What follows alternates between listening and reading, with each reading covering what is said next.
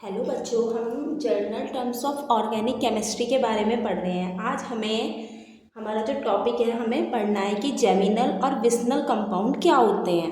अब जो जेमिनल होते हैं वो कंपाउंड होते हैं जिसमें क्या होते हैं, दो सेम ग्रुप क्या होते हैं एक ही कार्बन पर। अगर हमारे एक ही कार्बन पर दो सेम ग्रुप प्रेजेंट हैं तो उसे हम क्या बोलते हैं, जेमिनल कंपाउंड बोलते हैं। ये हमारा एक कार्बन है, इस पर OH इकट्ठा दो लग गए तो इसे क्या बोलते हैं, हम जेमिनल कंपाउंड बोलते हैं। अब जो हमारा विसिनल कंपाउंड होता है, इसका मतलब क्या होता है, जो हमारे दो सेम ग्रुप हैं वो एडजेसेंट कार्बन पर है, मतलब कि पास पास वाले कार्बन पर है। जैसे कि कार्बन की एक चैन है, इस वाले कार्बन पर और इस वाले कार्बन पर हमारे दो ग्रुप लगे हुए हैं, तो इसे हम क्या बोलते हैं, विसिनल कंपाउंड बोलते हैं। लाइक अगर हमने ये बनाया साइक्लोहेक्सेन, यहाँ पे एक OH लगा दिया, यहाँ पे एक OH लगा दिया, तो इसको हम क्या बोलेंगे, विसिनल कंपाउंड बोलेंगे। पर इसे विसिनल कंपाउंड नहीं बोलते हैं क्योंकि ये एडजेसेंट पोजीशन पे कार्बन की नहीं है।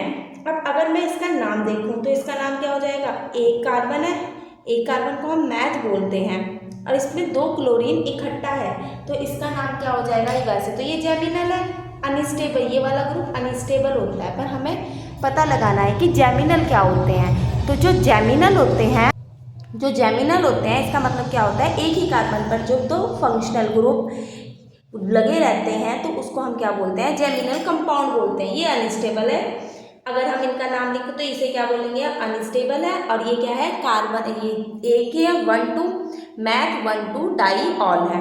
और इसका नाम क्या होगा, ये कार्बन के साथ दो Cl है, 1,1 डाई क्लोरो मीथेन होगा। बाकी हम नेमिंग सीखेंगे।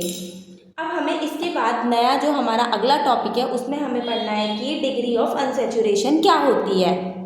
अब हमारा जेमिनल और विसिनल कंपाउंड के बाद हमें पढ़ना है कि जो डिग्री ऑफ अनसैचुरेशन होती है, इसको हम कैसे DU से भी डिनोट कर सकते हैं या फिर इसे डबल बॉन्ड इक्विवेलेंट भी बोलते हैं, DBE लिख दिया मैंने, और हाइड्रोजन डेफिशिएंट इंडेक्स भी बोलते हैं।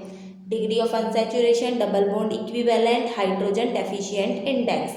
अब ये होता क्या है, अगर मैं नॉर्मली देखूँ, जो मेरा डिग्री ऑफ अनसैचुरेशन होता है, ये एक तरीके की कैलकुलेशन होती है जो हमें बताती है कि जो total number of pi bond है किसी भी कंपाउंड में वो कितने हैं।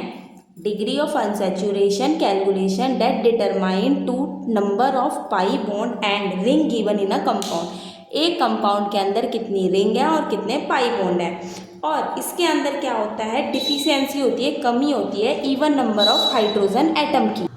डिग्री ऑफ अनसैचुरेशन के अंदर क्या होती है, डिफिशियंसी होती है even number of hydrogen atom की। With respect most stable saturated compound से क्या होंगी, डिफिशियंसी होगी इवन नंबर ऑफ हाइड्रोजन की। पता चला, जो डिग्री ऑफ अनसैचुरेशन होता